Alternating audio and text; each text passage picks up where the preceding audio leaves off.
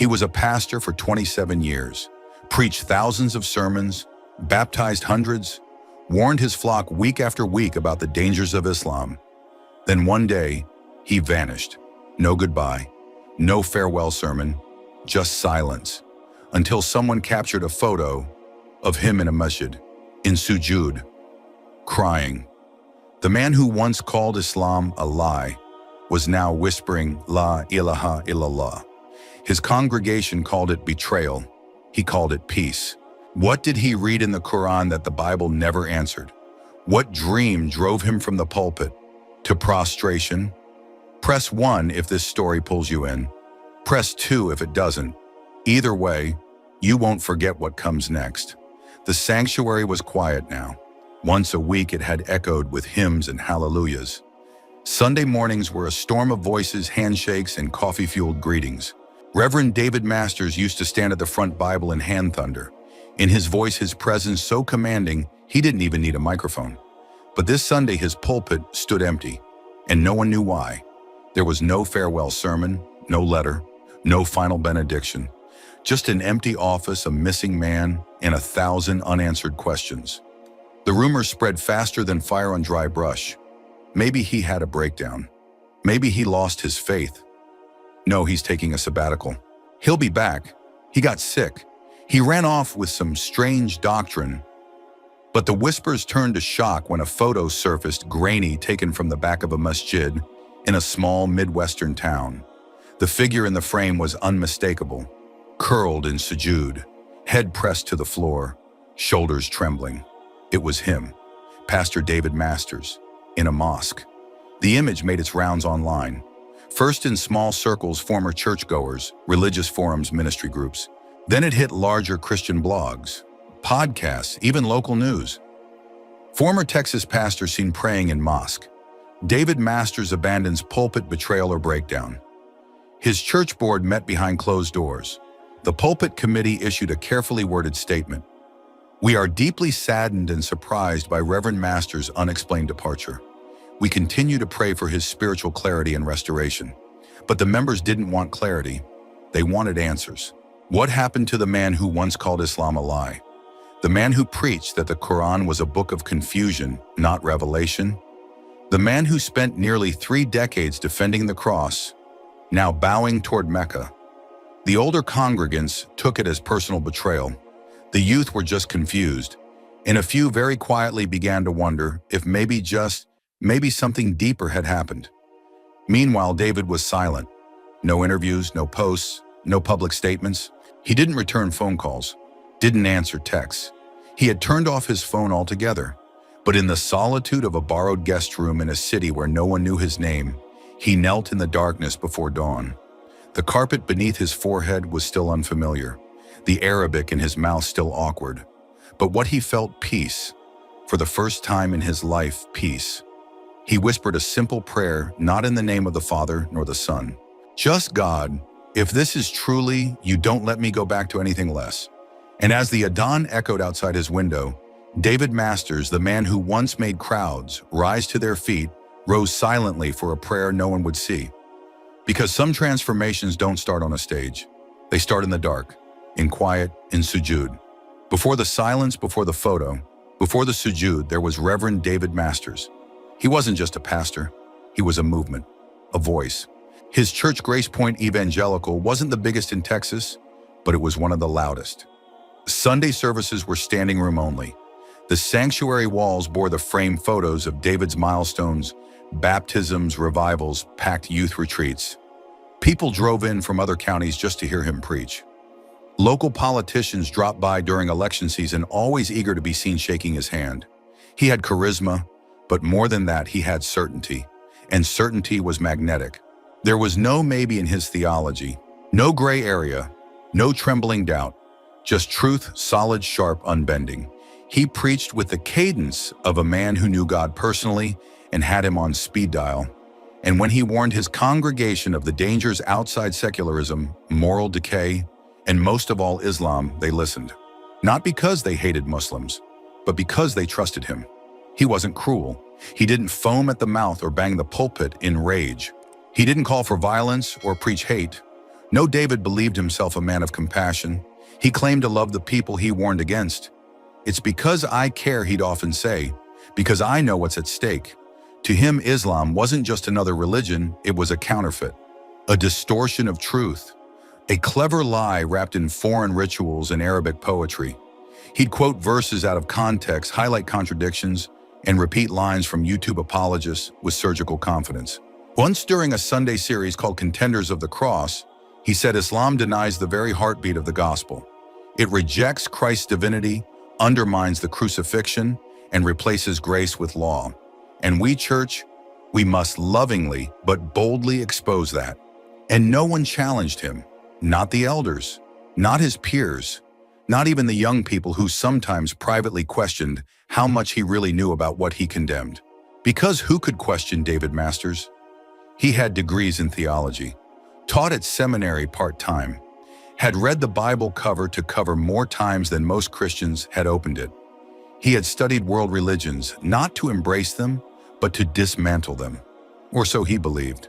The moment that began to unravel everything didn't come with lightning. It came quietly. At a theological conference in Dallas, David had just delivered a keynote titled, "The Gospel Alone Christ in an Age of Confusion." His audience was, as usual, thrilled handshakes, selfies, book signings. And then, a moment he almost forgot.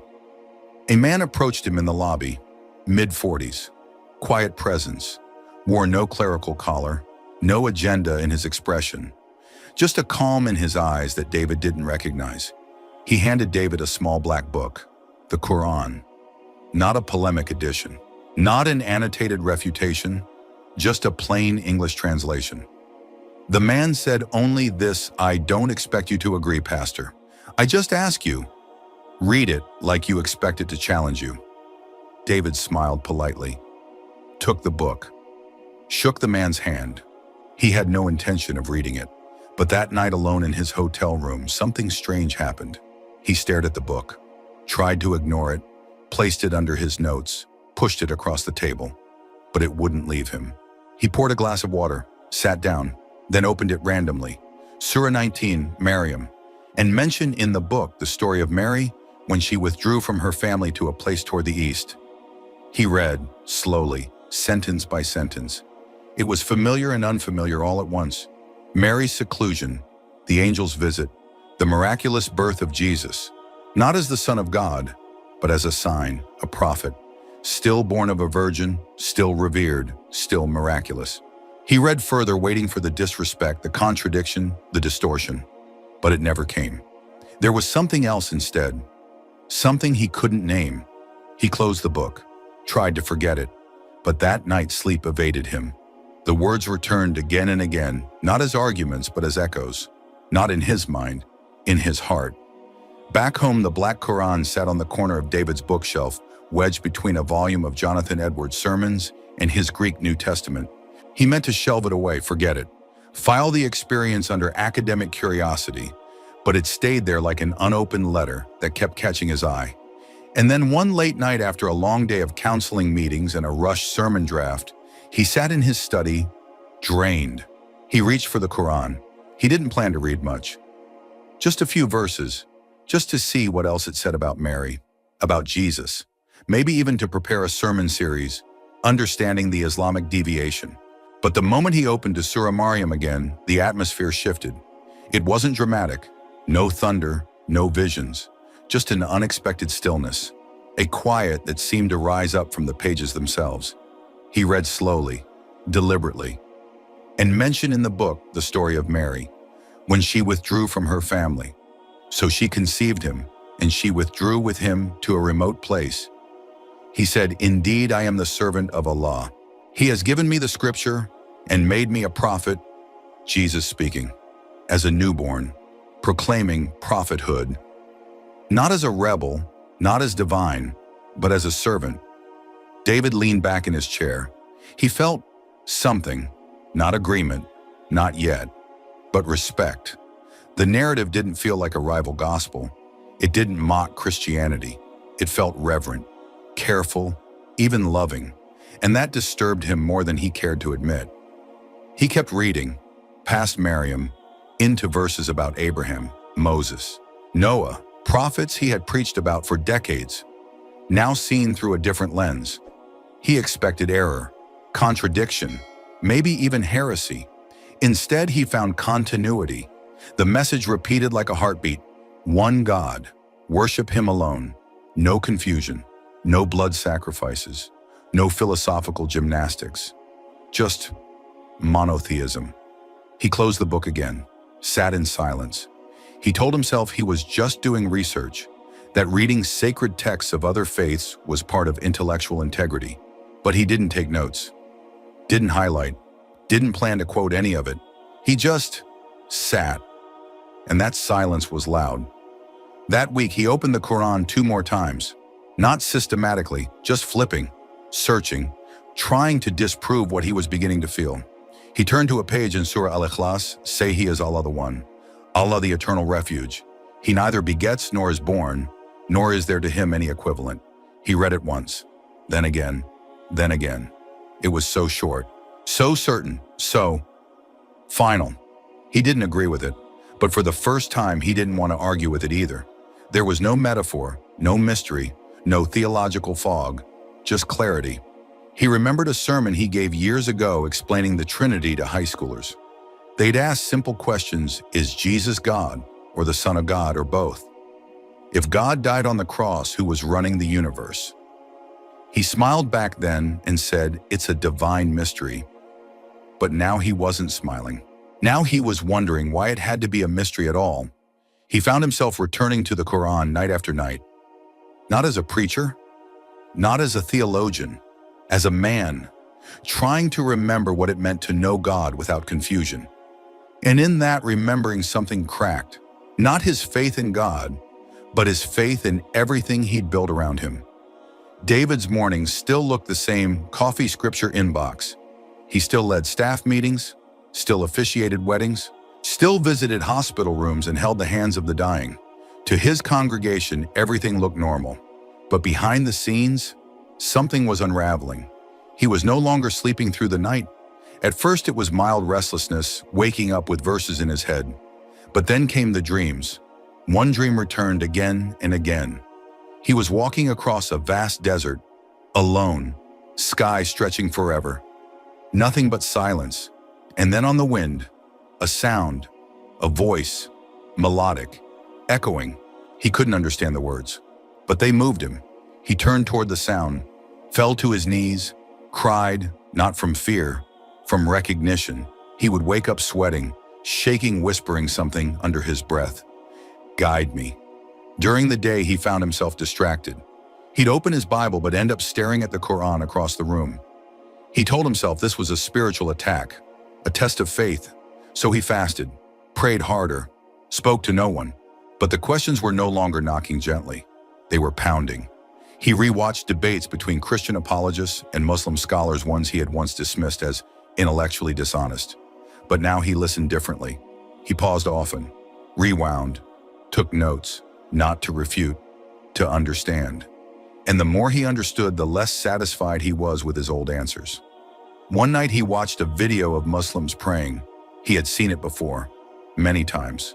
But this time he muted the sound, watched only the movements, the way they stood shoulder to shoulder, the synchrony, the humility, the bowing, the sujood, the forehead pressed to the earth.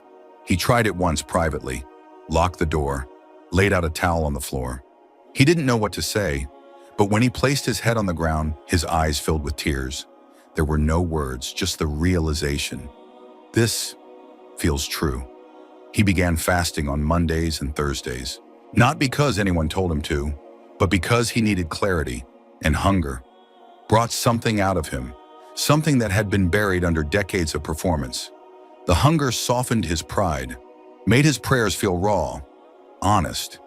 He still prayed in the name of Jesus, but it felt conflicted. Sometimes he would begin, Father I, then pause. Who am I speaking to? He tried saying, God, the one who created me. And that felt right, too right. His sermons began to shift. No one noticed at first, but he knew. He no longer thundered, no longer declared. His voice was gentler, his scriptures more selective. He quoted Psalms more, avoided Paul. He preached on the oneness of God without mentioning the Trinity. He stopped referring to Muslims as lost. One Sunday, he quoted a line from the Qur'an without realizing it. Afterward, a church elder approached him. "David, that sermon today, it was good, but it felt different. Are you okay?" David nodded quickly. "Just thinking a lot lately." He smiled, but inside he was drowning. At home, his wife began noticing.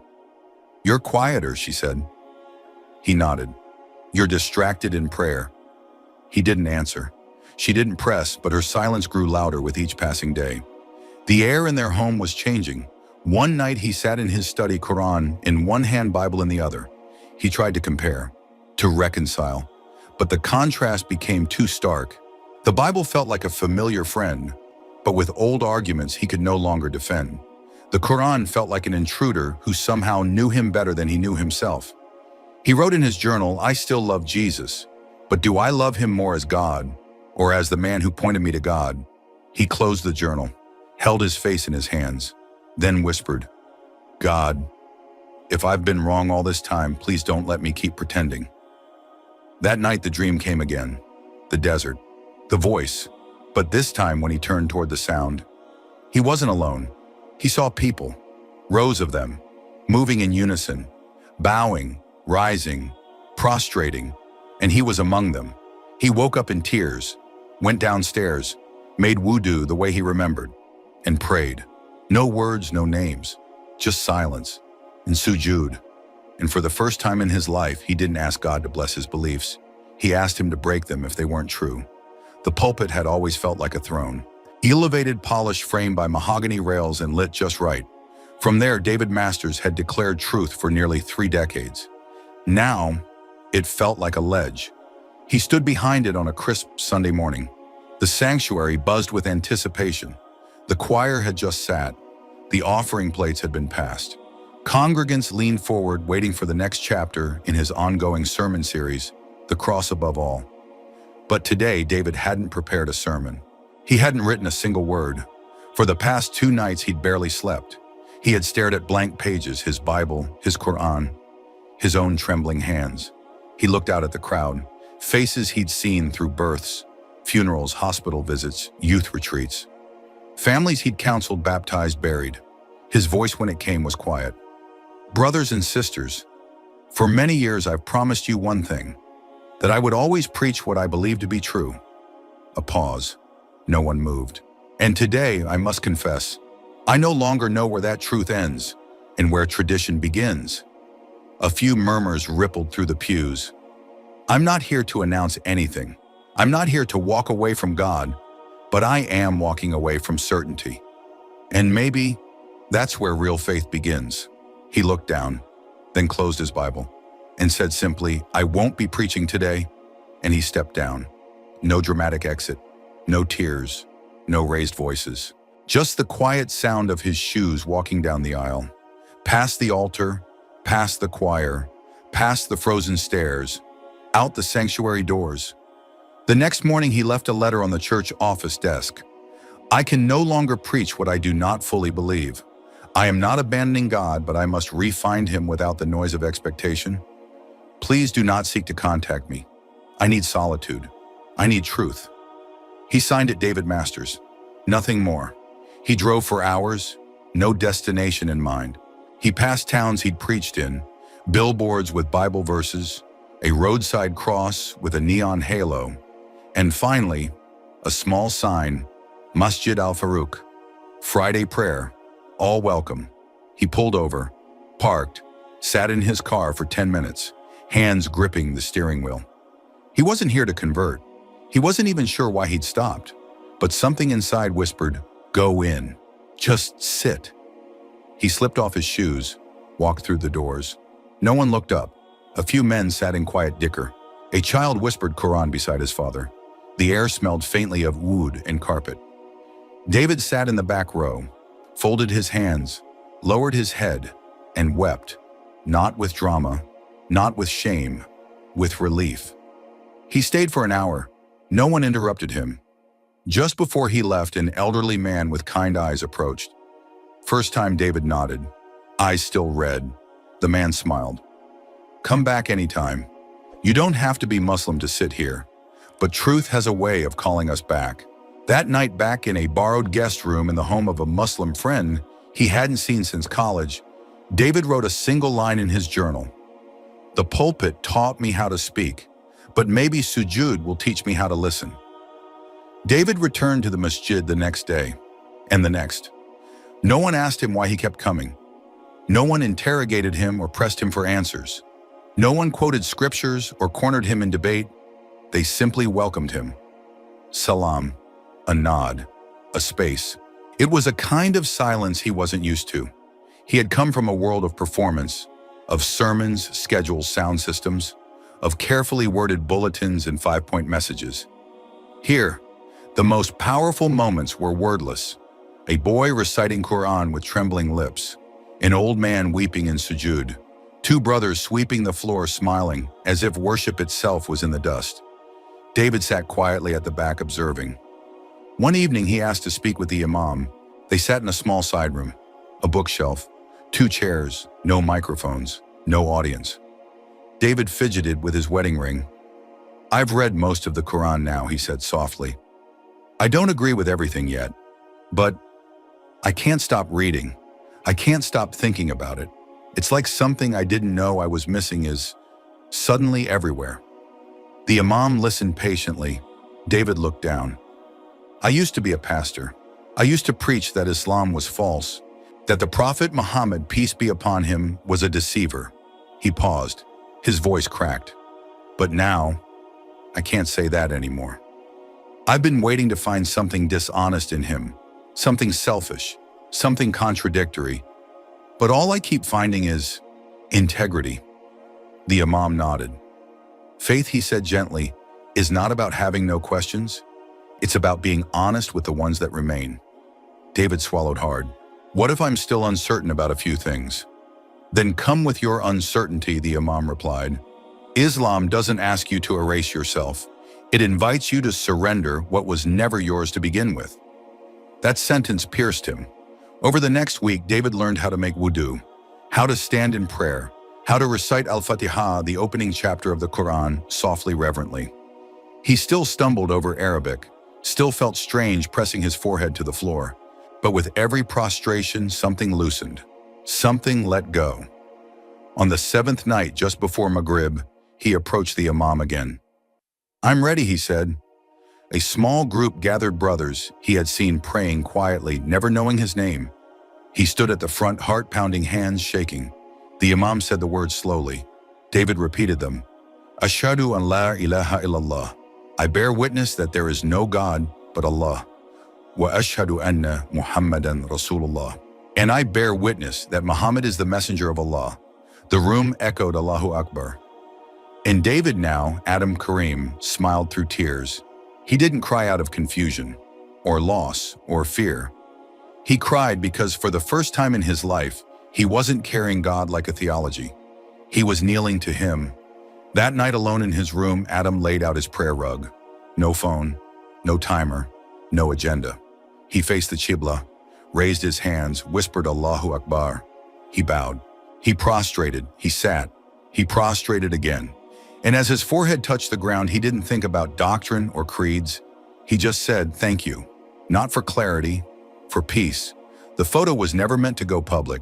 It was blurry, captured quietly by a young man during Maghrib prayer, a quick snapshot of the warm community moment afterward. No captions. Just a group of men seated on the carpet sharing tea and laughter. But in the corner of that frame, barely noticeable unless you knew who to look for, sat Adam Kareem, formerly known as Pastor David Masters, cross-legged, smiling, Qur'an in his lap.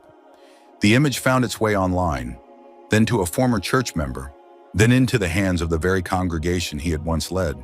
By morning, it was everywhere. From the pulpit to prostration, Texas, pastor converts to Islam, David Masters, defender of the cross now, Muslim betrayal in the Bible Belt. Christian radio stations lit up with furious commentary. Old acquaintances from seminary posted cryptic rebukes. A few former friends called him lost, deceived, even possessed. One podcast declared this man was once a lion of the gospel, and now he bows to a false god in a foreign tongue. Pray for his soul and guard your families against this deception. But Adam didn't respond. Not to the calls, not to the emails, not even to the letters slipped under his old church's doors, begging him to repent and come back to Christ. He knew they didn't understand. He also knew they weren't ready to. What hurt more than the headlines was the silence from the people who once claimed to love him. His wife had already been growing distant. She didn't shout or argue. She simply watched from across the table, a sadness in her eyes that he couldn't ease. The night the photos surfaced, she packed her things. She left a note on the kitchen counter. I married a shepherd of the cross. I don't know who you are anymore. I hope you find what you're looking for. She didn't leave contact information. He didn't try to stop her. His brother blocked him. His oldest friend from seminary sent one line in an email. You've crossed a line you can't uncross. For a few days, Adam barely left his room. He prayed, cried, sat in long silences, feeling the full weight of what he'd given up. Not faith, but familiarity. Not God, but the world that once told him who he was. And then, the masjid noticed. He didn't have to say anything. The elders saw the tired look in his eyes. Uncle Nabil came to him one night after Aisha, carrying a small thermos of lentil soup. He sat beside Adam in the back row, unspeaking. Finally, he said, You've lost your world, but Allah will build you a better one, in this life and the next. Adam didn't reply. He just nodded, tears quietly falling again, but not from sorrow, from relief, because now, when everything else had walked away, Allah remained. Years passed. The headlines faded. The noise died down. New controversies replaced old ones. New pastors filled old pulpits. Life moved on as it always does. But in a quiet neighborhood on the edge of St. Louis, the man once called Reverend David Masters now walked each morning with a simple scarf over his shoulder, a Qur'an folded into his coat pocket, and a calm in his eyes that couldn't be mistaken for anything but peace. His name now was Adam Kareem. He never asked anyone to call him brother. He never told anyone who he used to be. In fact, most at the masjid didn't know. He wasn't famous here. He wasn't debated. He was just present. He helped mop the prayer hall after Jumu'ah. He taught small Qur'an lessons to the kids who stuttered and stumbled, just like he once had. He delivered groceries to elderly uncles and smiled patiently at converts newer than him. When asked to give the khutbah, he declined politely every time. I used to talk too much, he'd say with a grin. Now I just want to listen more. One evening after Maghrib, a college student approached him shyly. Brother Adam, someone told me you used to be a Christian pastor. Is that true? Adam looked at him for a long moment, then smiled. I was many things, he said, but mostly, I was someone who thought he had found God, but was too proud to admit when the map was wrong. The student sat beside him on the carpet. What changed you? Adam paused, looked down at the prayer mat, ran his fingers slowly across its soft threads. I stopped trying to win the argument, he said, and I started asking who I would be if I stopped defending and started surrendering. That night, Adam sat under a tree outside the masjid. The stars were out sharp and clear. He opened his journal, now filled not with sermon outlines, but reflections, ayat, and dua. He turned to a fresh page, wrote a single line. I was born again, not through fire, but through sujud. He closed the book, held it to his chest, then rose slowly, walked barefoot back to the door of the masjid, whispered Bismillah, and stepped into the house of the one who had waited for him all his life. And now, he no longer prayed to be right. He prayed to be true. Sometimes the greatest courage isn't in defending what you believe, but in admitting when belief must evolve. Adam Kareem's story teaches us that truth isn't always loud. Sometimes it arrives in silence and solitude, in a whisper that unsettles everything you thought you knew. To walk away from the applause of a lifetime, to risk rejection from family and faith communities, to bow your head not in certainty, but in surrender that takes a kind of strength most never touch. But true peace doesn't come from being right. It comes from being real. And when a heart becomes honest with itself, God meets it there. The lesson is clear. Don't fear where truth might lead you. Fear only the life lived, pretending you never heard it call. Because in the end, what matters isn't what you once stood for, but what you're willing to kneel for. He was just 12 years old, a boy from Pakistan who came to Saudi Arabia to spend time with his father. But within 24 hours, his father was hospitalized, his world collapsed, and a mysterious wealthy woman offered him a job that paid too well, with no details. She dressed him like a prince, trained him for a month, fed him luxury, but never told him what his real job was until it was too late. And when she finally revealed the truth, his response would leave you speechless. What did this boy say? Why did he walk away from everything the world chases? Press 1 if you find the story interesting. Press 2 if you find the story boring. But either way, this boy chose dignity over gold. In the name of Allah, the most gracious, the most merciful. My name is Ayan. I was 12 years old when I boarded that plane alone, bursting with excitement. I was finally going to see my father after years of only hearing his voice through a phone. My school holidays had started, and I had begged my mother to let me visit him in Saudi Arabia. She hesitated at first, but eventually gave in, packing my small suitcase with tears and du'as. I thought I was flying into joy. I had no idea I was flying straight into a test. The moment I stepped off the plane, I searched every face in the arrival hall for the man I had missed so dearly. But he wasn't there. Instead, a man I didn't recognize approached me gently. "Are you Ayan?" he asked. I nodded. He sighed deeply. "Your father, he was on his way to pick you up, but there was an accident. He's in the hospital." My small world tilted. I was too stunned to speak. My legs felt heavy as I followed the man outside. The car ride was a blur of questions I didn't know how to ask. When we finally reached the hospital, I ran to my father's room, only to freeze at the sight of him. His body was wrapped in white bandages. His face was bruised. Tubes and machines surrounded him like a prison. I broke down. He was unconscious, but I held his hand and whispered, "I'm sorry, Baba." I didn't know. The next few days were a storm. When he finally regained consciousness, the doctors gave us the second blow. My father's company had let him go. They said he wouldn't be fit for work for at least 6 months, and they couldn't wait that long. My father cried not from pain, but from fear. He had 2 unmarried sisters back home, a wife in Pakistan, and now a child beside his bed. He had come to Saudi to provide, and now he could do nothing but lie still. I blamed myself. If I hadn't insisted on visiting, none of this would have happened. I felt like I had brought disaster in my suitcase. When he was discharged, we returned to his tiny apartment.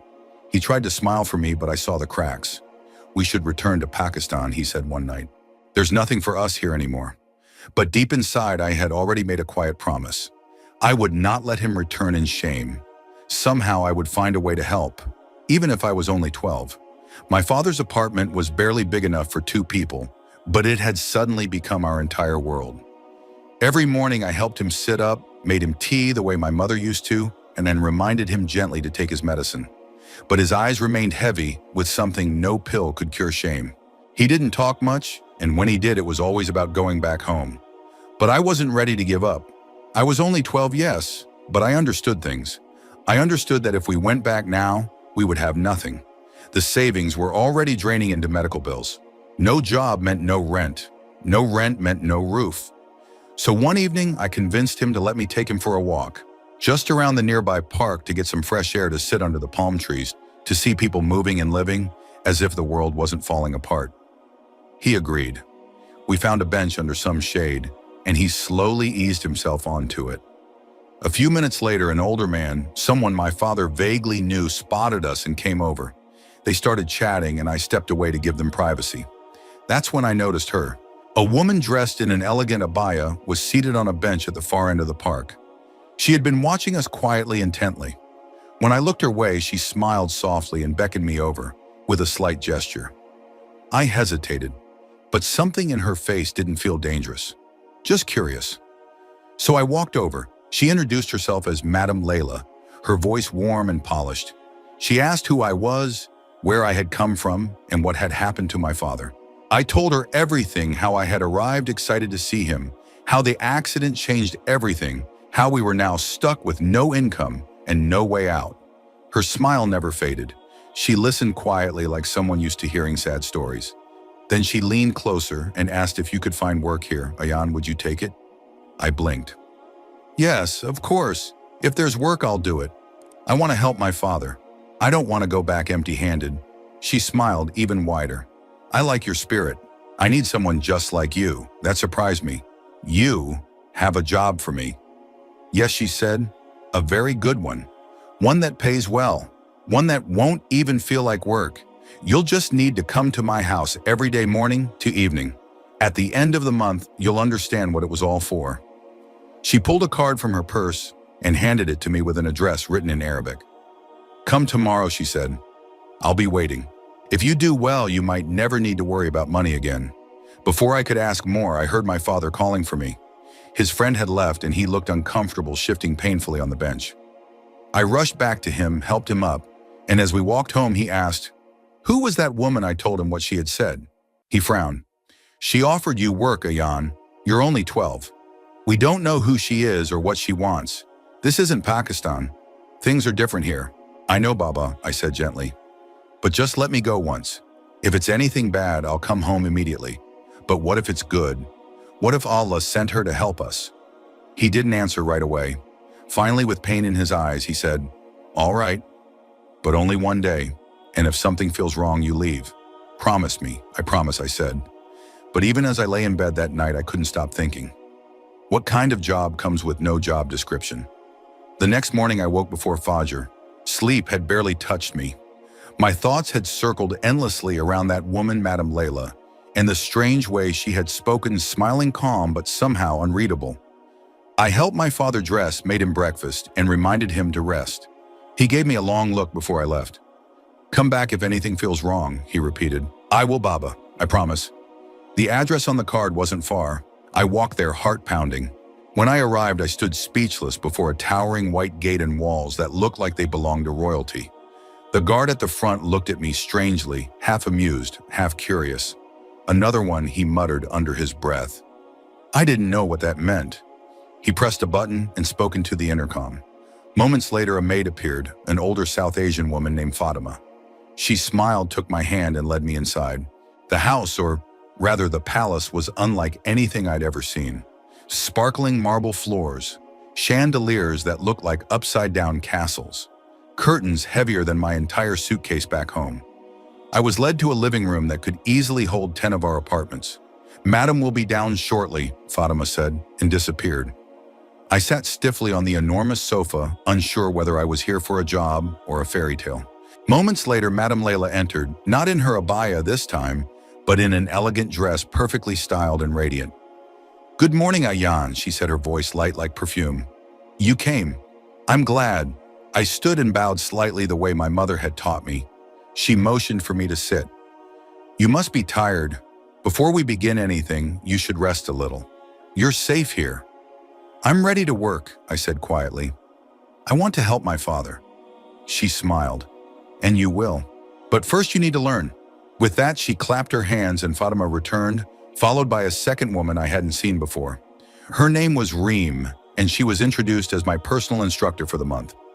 For 30 days, Madame Layla said Reem will teach you everything. How to walk, sit, speak, and behave like a cultured Arab boy. You'll learn etiquette, how to serve, how to present yourself. I don't want just a worker, I want someone polished. Her words confused me. "I'm just here to work, ma'am," I said, unsure. She chuckled. "And you will, but not like you think." I wanted to ask more, but I was afraid of sounding ungrateful. This woman was offering me food money and a way to support my father.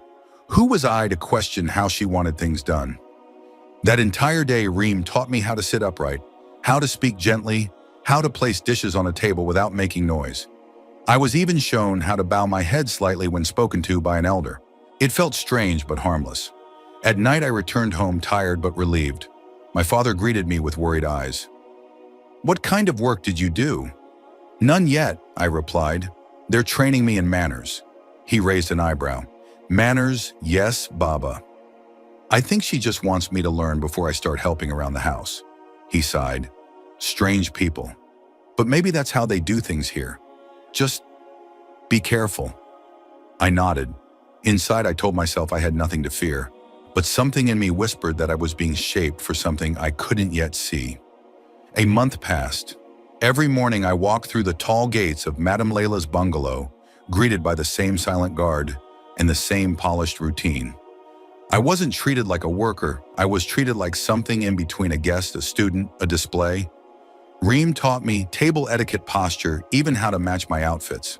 My clothes were tailored, my hair styled, and my vocabulary refined, but still no real work.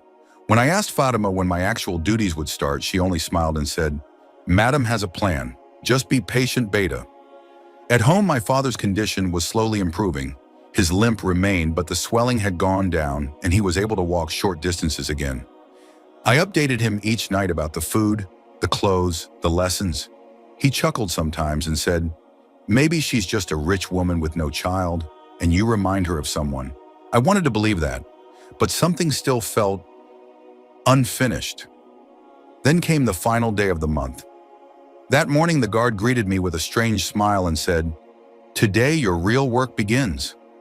His tone sent a shiver through me, but I pushed the discomfort away. This was the moment I had waited for, when I would finally be of use, finally earn something for all my effort.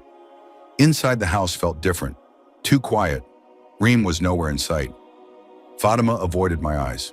A maid took me by the arm and whispered, "Madam is waiting for you in her private suite. You may go now."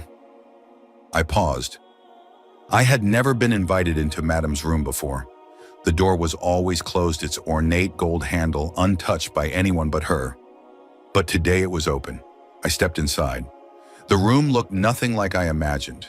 It was decorated like a bridal chamber, rose petals on the floor, soft music playing, dim lights glowing. The air smelled sweet, almost sickening. Madame Layla sat on the edge of the bed, dressed in something shimmering, her face perfectly made up. She smiled at me. "There you are, Ayaan," she said. "You've done well. You're ready."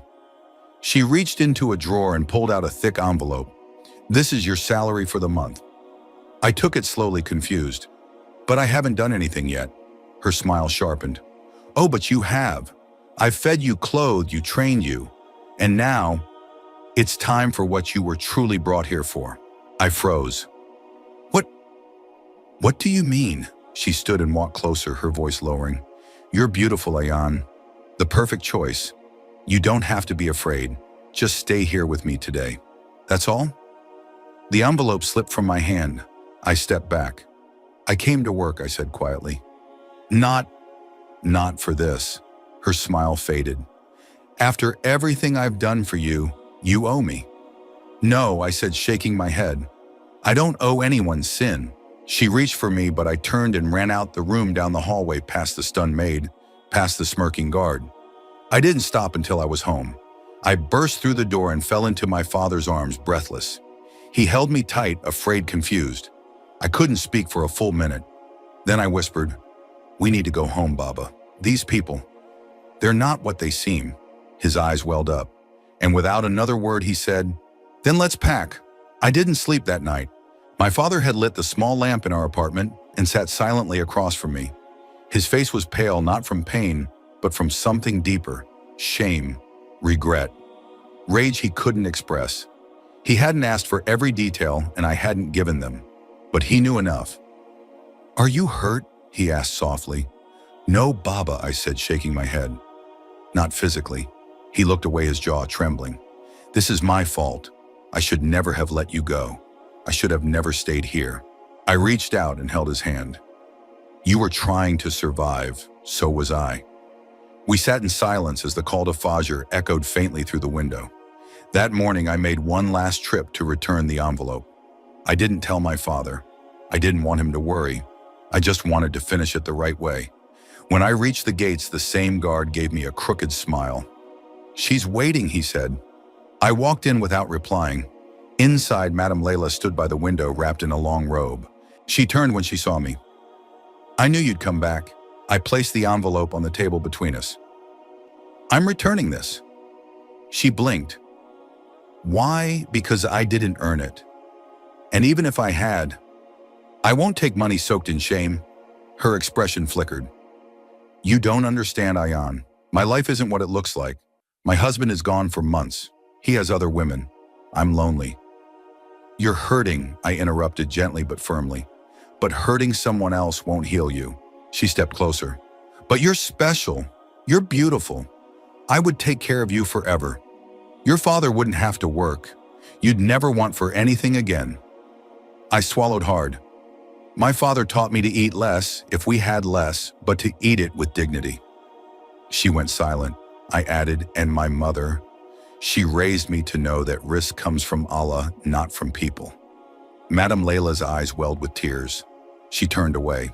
I turned too. As I reached the door, she whispered behind me, "No one's ever said no to me." I paused. Then maybe someone needed to, and I left.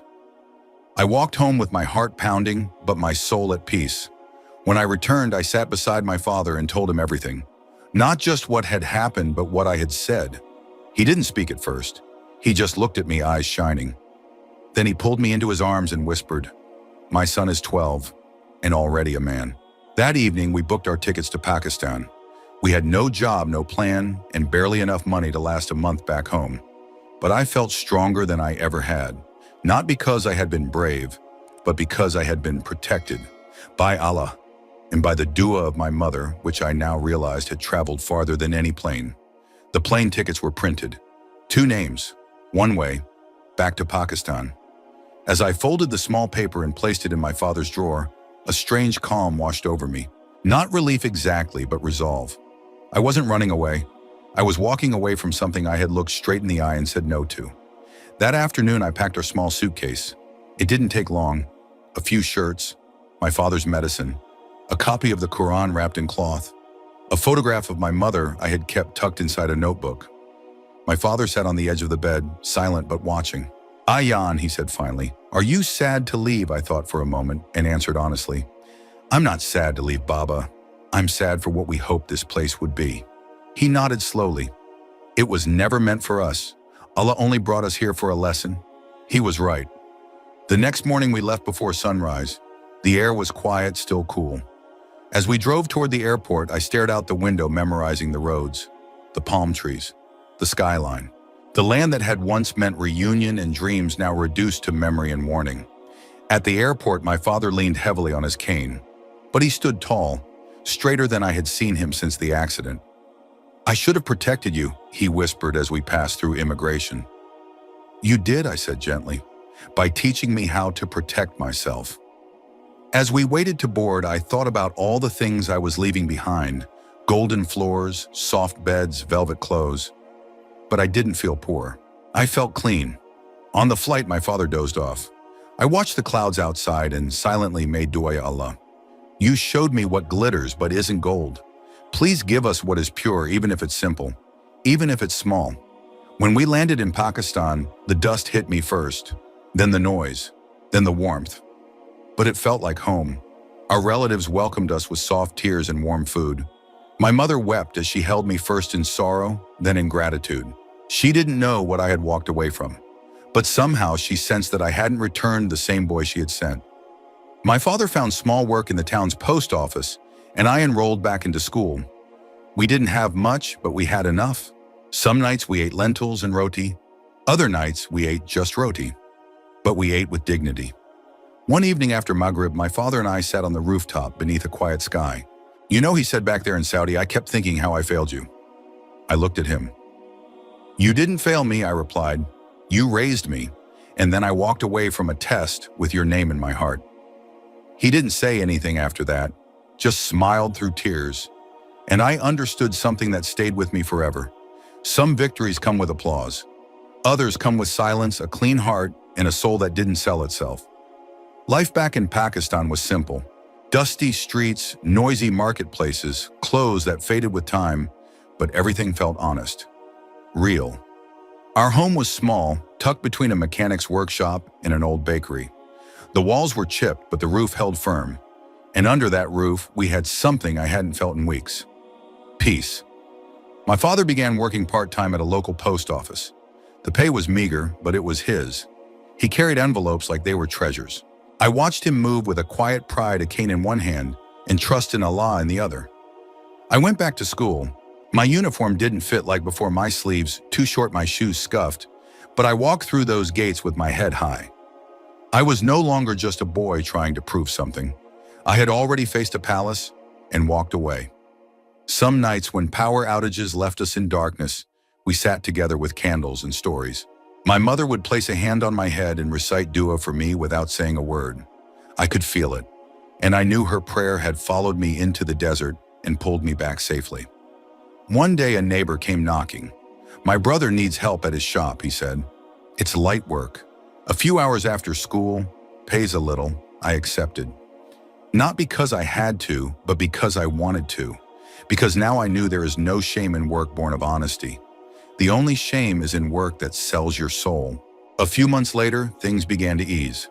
A distant uncle sent a small sum from abroad. A cousin helped my father secure better hours.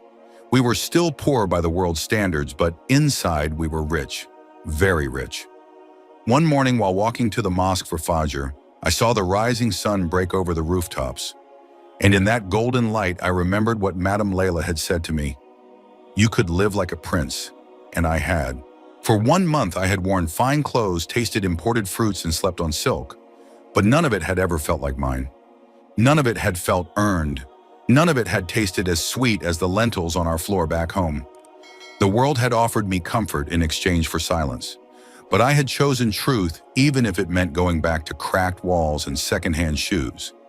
And that I realized was the real wealth. Because Allah is Al-Razaq, the provider. Not Madame Layla, not wealth, not comfort. My risk was never tied to her palace. It was written for me by the one who watched me say no when no one else was watching. And I know now, sometimes Allah tests you not with hunger but with ease, not with cruelty but with luxury, to see if you will still choose Him when the world lays its gold at your feet. That day I came home from the mosque, kissed my father's hand and whispered, "We didn't lose anything, Baba. We were protected." He nodded, eyes glistening. And we both knew. The day I walked out of that palace wasn't the end of something. It was the beginning of everything that mattered.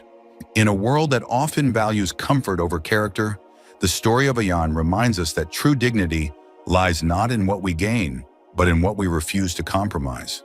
He was offered ease, luxury, and escape from poverty, but at the cost of his innocence and values. He walked away not because he was strong, but because he was guided. This is the lesson: integrity will always cost something, but losing it costs everything. We're all tested not just by hardship, but by offers that glitter with temptation. But risk sustenance isn't in anyone's hands except Allah's. No matter how poor you are, if your heart remains clean, you are already rich. Say no to what corrupts your soul, even if it means returning to less. Because sometimes the greatest victories are the quiet ones, the ones where no one claps, but the angels write it down. He spent 30 years tearing down prophets, one best-selling book after another. He exposed legends, dismantled faiths, and walked away applauded. But there was one man he never touched: Muhammad. Why? Because in his words, he's the hardest to refute. So when he finally tried, he didn't just lose the argument, he lost everything. No scandals, no contradictions, just a truth so unshakable, it broke the man sent to destroy it. And in front of a global audience, he whispered the words that shocked the world: "I can't refute him." What made a proud atheist fall to his knees? Press 1 if the story draws you in. Press 2 if it's not for you. Either way, you won't forget it. Dr. Harris Iqbal stood at the podium, a sleek black microphone angled toward his crisp Oxford collar. The hall was packed, rows of university students, academics, journalists, and curious skeptics, their eyes fixed on him with a mixture of awe and expectation. They had come to hear the man who dismantled gods. A legend in historical circles, Harris was known for one thing above all: tearing down the sacred. He had written 6 bestsellers, each dedicated to exposing the mythology surrounding ancient figures once revered as divine: Moses, Jesus, Krishna, Zoroaster. His arguments were elegant, his sources exhaustive, his conclusions ruthless. He didn't just question beliefs, he crushed them, and the world loved him for it. As the applause died down, Harris leaned into the mic and said with his usual calm confidence, "History is not a collection of miracles. It is the record of power, politics, and psychology." Laughter, approval. He smiled, but as his voice echoed through the hall, something invisible tugged at him, a tension he had never named, a silence buried under the surface of every confident word. It wasn't doubt, no, he was too sharp for that. It was more like avoidance, a part of the map he'd never colored in, A student raised a hand during the Q&A. Dr. Iqbal, you've written on almost every major prophetic figure, but you've never addressed Prophet Muhammad. Why? The question landed softly. No accusation, just curiosity. Harris paused, but only for a breath. He offered the same answer he always had. Because he's the hardest to refute. A few chuckles, some nods. It was a clever line, deflective, ironic, but even as the next question came, Harris heard himself say it again in his mind. The hardest to refute. He hated that it was true. Not because he believed the claims of Islam, he didn't, but because every attempt to tackle Muhammad's life had in the past led him to frustration. The contradictions weren't there. The motives weren't selfish. The man was difficult to demonize. So he avoided him. He could argue that Islam had already been scrutinized by others, that the Prophet's life was too politically charged, that publishers feared backlash, all technically true. But beneath those reasons was a simple one he'd never voiced. He didn't want to face the one figure he might not be able to defeat. And yet something about that student's question lingered in his chest like an echo. Later that night, alone in his office, Harris stared at the framed covers of his books, his legacy. Each one was a battle won. But was he ready for the one he might lose? His eyes drifted to a Qur'an on the shelf, a gift from a Moroccan scholar he once debated. He had never opened it until now. He reached for it slowly, not as a believer, not as a critic, but as a man who had nothing left to prove and everything left to learn. The leather cover of the Qur'an felt cold beneath his fingertips. Dr. Harris Iqbal hadn't touched it in years, not since he'd received it somewhat awkwardly from a Moroccan professor after their televised debate in Rabat. The man had handed it to him gently, almost as a gesture of peace rather than argument. "You've studied men," the professor had said. "Now read the words that shaped them." Back then, Harris had nodded politely and tucked it away unread. Now, he opened it, not to believe, not to pray, but to understand what so many others had found irresistible. The Arabic script on one page, the English translation on the other. He scanned the first Surah al-Fatiha, then flipped through to later chapters. He skipped verses about paradise and punishment, avoiding anything that might cloud his analysis with drama or emotion. He was here for the man, Muhammad, not the theology, not the mysticism, just the man. He wanted to find what so many before him had missed, the cracks, the inconsistencies, the human flaws that inevitably would betray the legend. He began with the earliest biographies, Ibn Ishaq, Al-Tabari, accounts from both believers and critics, historical references from Byzantine, Syriac, and Persian sources. He sought contradictions between what the Muslims claimed and what external records recorded. What he found instead was alignment. Yes, there were differing interpretations, but the timeline was intact, the events consistent, the major conflicts and battles all mapped to known historical movements in Arabia. There was no hagiography, no supernatural fluff dominating the early narratives. Just the slow rise of a man from orphan to merchant to exile to leader. A man who faced rejection, torture, loss, and yet never stopped calling to the same message. One God, no intermediaries, no racial superiority, no divine bloodlines. Harris scribbled in the margins of his notebook, consistent ethics, no political dynasty, refuses worldly power. This wasn't the usual pattern. Most founders of religions had stories, lavish ones, crafted posthumously by devoted followers desperate to elevate them. But the Prophet Muhammad's life was different. He wept over his dead sons. He forgave those who tried to assassinate him. He chose poverty even when riches poured in. Harris flipped to the accounts of the conquest of Mecca. This, he thought, is where the real Muhammad would emerge. After all, men change when they gain power. But instead of vengeance, the Prophet granted amnesty to the very people who had mocked him, beaten him, killed his family. That detail stuck in Harris's throat like a bone. No revenge. He read it again and again. It wasn't just the mercy, it was the consistency. From his first sermon to his last breath, the message never shifted. Harris leaned back in his chair, exhausted. It had only been 3 days. 3 days of research, of scanning books, cross-checking sources, reviewing papers. But already something inside him had shifted. Not belief, not yet, but discomfort. He wasn't seeing a myth. He wasn't seeing a charlatan. He was seeing a man who might actually be who he claimed to be. And that terrified him. The next morning, he called a friend, a professor of Near Eastern studies. "I've started working on the Muhammad chapter," Haris said. A long silence. "Careful," the friend replied. "He's different." Haris tried to laugh it off, but even the warning confirmed it. He wasn't the only one who knew there was something unique here, something that resisted the usual academic scalpels. And so, with growing caution and an almost unspoken respect, he dove back in, deeper this time. The Qur'an no longer stayed closed on the shelf. The Hadith collections no longer looked like folklore. They began to form a portrait, not of a prophet Haris wanted to believe in, but a man he could no longer ignore. By the end of the second week, Haris's study had transformed into something resembling a battlefield. Books lay open across his desk. Yellow sticky notes covered his monitor, handwritten with cross-references. Arrows, question marks, underlines in red ink. His laptop was filled with digital tabs, Arabic dictionaries, peer-reviewed Islamic studies, Christian and Jewish counter-arguments, and critiques from modern secular thinkers. He wasn't just reading anymore. He was interrogating, testing the edges of the prophet's life, looking for the fracture point. He focused on the Meccan period, the years when Muhammad was most vulnerable. Here, Haris thought he would surely find cracks. After all, anyone can appear noble when in control. But what about under oppression? Yet the story only deepened his confusion. Muhammad was mocked, isolated, and threatened.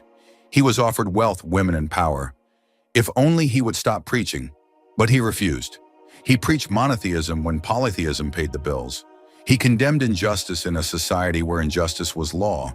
He lived poor, buried children, and wept openly. Where was the manipulation? Where was the ego?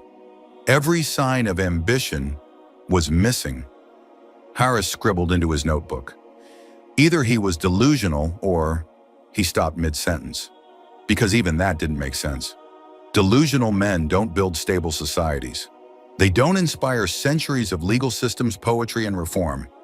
They don't speak with precision and restraint, and they don't leave behind a book that challenges the intellect while shaking the heart. So he shifted his target. If the man couldn't be broken, maybe the text could. He turned to the Qur'an itself, surah by surah, line by line. He had read sacred texts before, the Bhagavad Gita, the Torah, the New Testament. He admired them all in varying degrees, for beauty, for history, for cultural weight. But the Qur'an was different. It didn't read like a biography. It didn't follow a linear arc.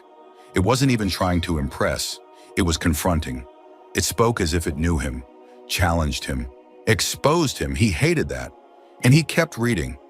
One night at 2:14 a.m., he paused on a verse. "We will show them our signs in the horizons and within themselves until it becomes clear to them that it is the truth." Surah Fussilat 41:53. He read it again. Not because he wanted to believe it, but because it felt like it had been waiting for him.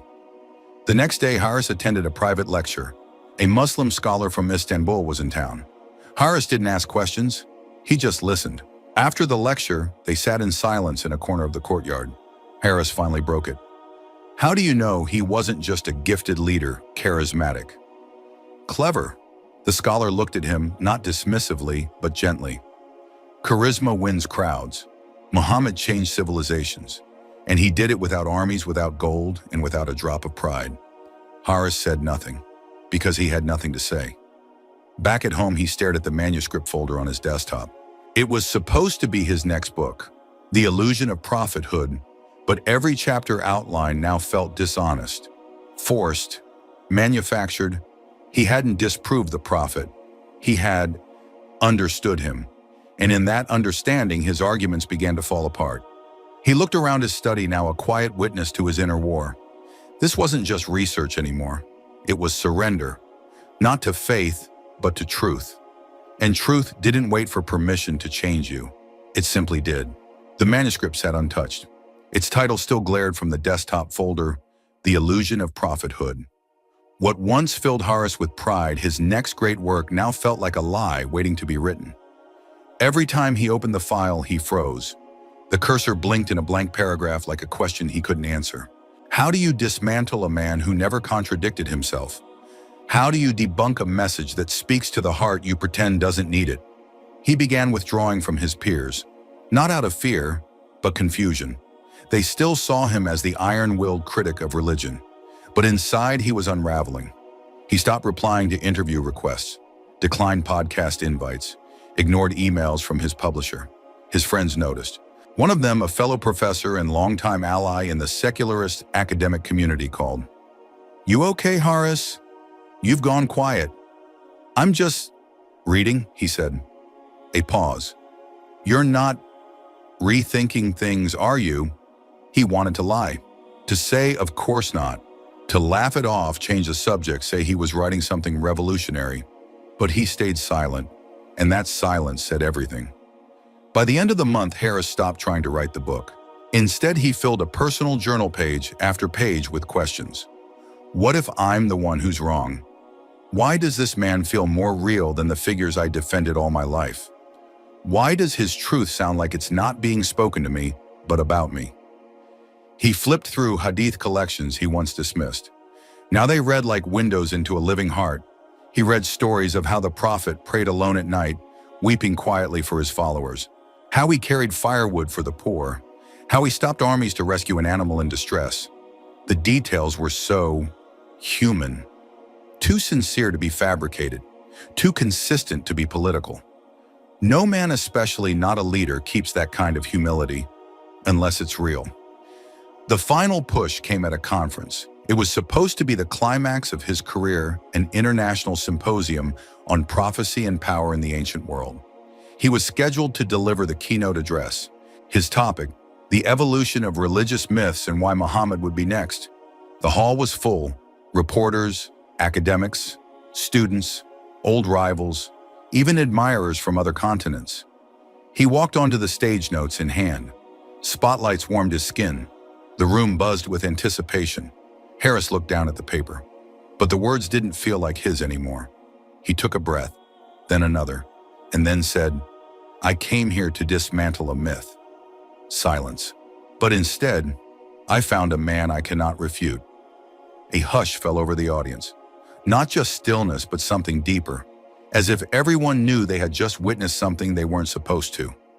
He continued, "I've spent my life studying prophets, and I've always found the man behind the myth, the politics behind the piety. But Muhammad," he paused again. "He was different. He didn't seek power. He didn't inherit privilege. He wasn't shaped by his times, he shaped them." Eyes widened. Pen stopped moving. No one dared interrupt. "If I were to lie to you, I'd say I still have questions, that I'm still unconvinced. But the truth is, I've run out of excuses." He set his papers down.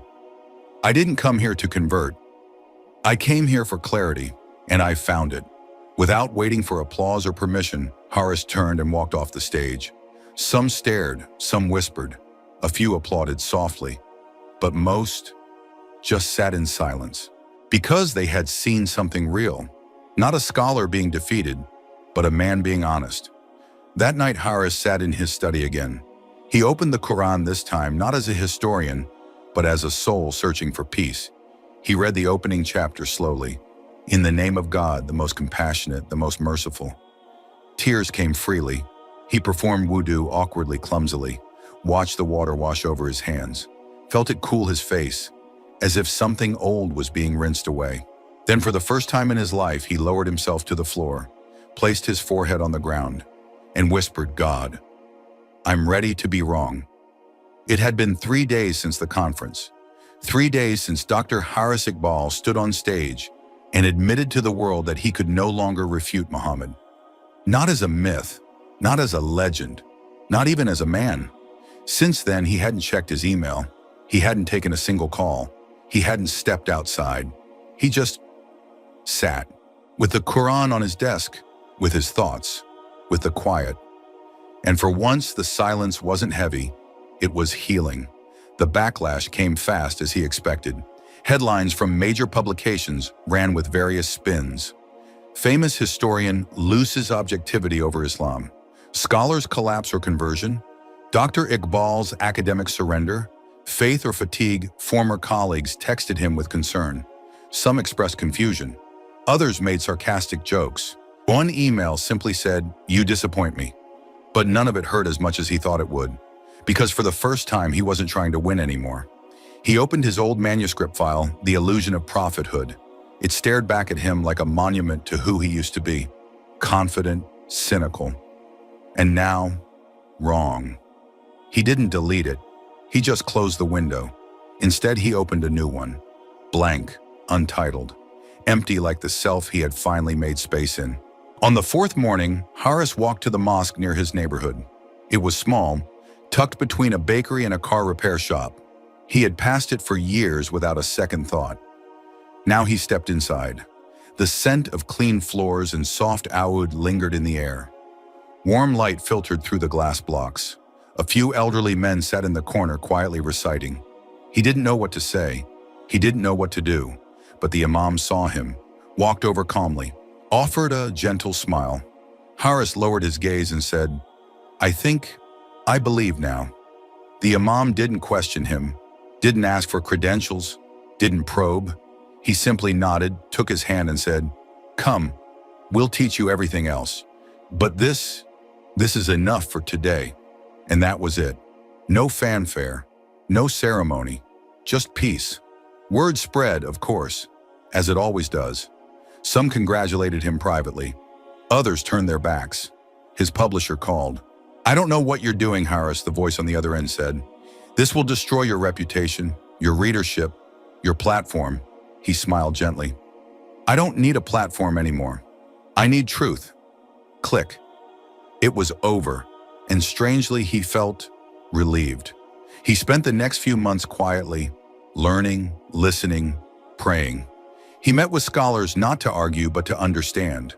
He studied Arabic not to dissect, but to taste the words that had once sounded foreign. He kept a low profile, but students still found him. Emails began trickling in, not from journalists or critics, from readers, from seekers, from the curious and the quiet. "I saw your lecture.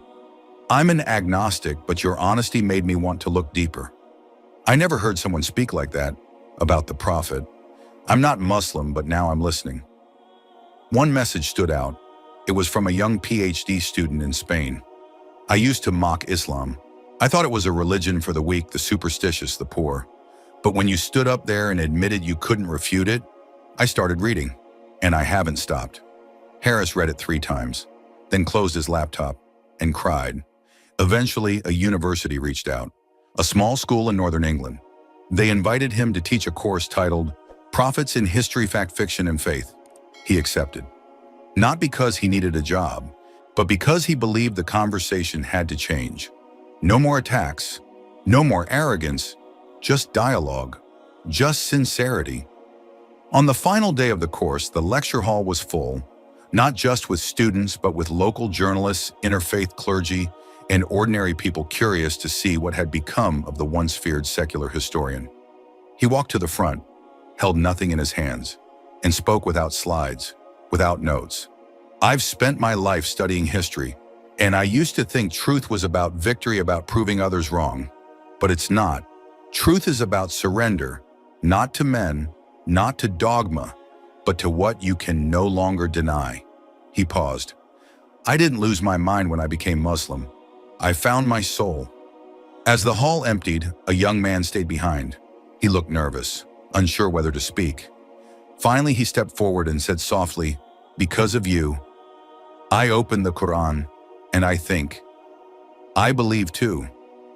Haris smiled, not with pride, but with gratitude. He said nothing. Because some moments are best honored in silence. The world moved on, as it always does. News of Dr. Haris Iqbal's public shift in belief faded from the headlines. New controversies took its place. New debates filled lecture halls. New thinkers emerged with louder voices, newer arguments, fresh faces. But Haris didn't care, because truth he had learned does not require attention to be real.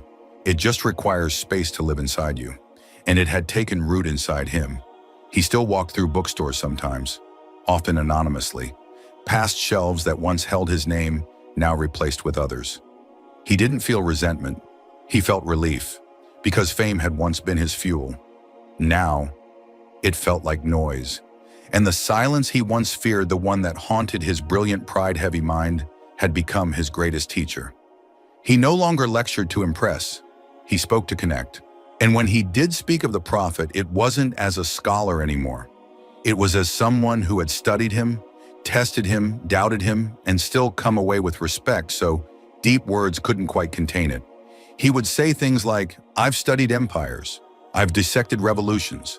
I've researched legends." But Muhammad was none of these. He was simply true. And truth doesn't scream, it whispers. And when you stop shouting long enough, you'll hear it. Students listen differently now, not because of who Harris was, but because of the man he spoke about. One evening he received a letter. No name, no return address, just folded paper, slightly wrinkled. Inside it read, "I used to hate Muslims. I thought your kind were backwards and dangerous. But I watched your lecture, and I've been reading since then. I haven't converted, but for the first time I'm not angry, I'm listening." Harris folded the letter, set it beside the Qur'an on his nightstand, and whispered Alhamdulillah, because not all transformation ends with conversion. Some begin with the death of hatred, and that too is a miracle. Occasionally he was asked in interviews, quiet ones now, by more thoughtful platforms. What exactly changed your mind? He always gave the same answer. I studied him more honestly than I had ever studied anyone. And when you do that, you don't walk away the same. And when they pushed further, what made Muhammad different from the others, he would pause and then reply. They spoke about God. He spoke for him. Years passed. His beard grew gray. His lectures slowed. His voice softened. But his clarity never dimmed. Because truth, once it settles in the soul, becomes weightless. Not because it disappears, but because it carries you. One day he sat on a bench outside a modest masjid. It was late afternoon. Birds chirped lazily in the trees. The sun painted the walls gold. A young man sat next to him, polite, nervous. He didn't introduce himself. He just asked, "What made you fall in love with him?" Harris smiled, closed his eyes, and said, "He didn't need to win. He didn't need to conquer. He just stayed consistent. Through rejection, through success, through loss, through power, he stayed honest." And when I saw that, I had to ask myself, when was the last time I stayed honest? The young man said nothing, just sat beside him nodding slowly. Because sometimes truth doesn't come like thunder. Sometimes it comes like a shared silence on a wooden bench in the last light of day. Later that night, Harris wrote one final note in his journal, a line he had scribbled and crossed out dozens of times before. But now, it stayed. He didn't convince me. He didn't persuade me. He simply stood across time unshaken. And I could no longer shake him. He closed the journal, placed it on the shelf beside his unread books. And for the first time in years, he slept without questions. In a world driven by pride and performance, we often confuse truth with victory, believing that being right is more important than being honest. But the journey of Dr. Harris Iqbal teaches a deeper lesson that true growth begins when we stop defending what we know and start questioning why we believe it. He didn't find truth by accident. He found it by confronting his ego, listening without agenda, and having the humility to say, "I was wrong." The story reminds us that truth doesn't always arrive with thunder. It often comes in silence, in moments of stillness, when the noise of pride has faded. We must be willing to let go of certainty to find clarity. In the end, it wasn't logic that changed him. It was consistency, character, mercy. And in surrendering to what could not be refuted, he found what he never expected: peace.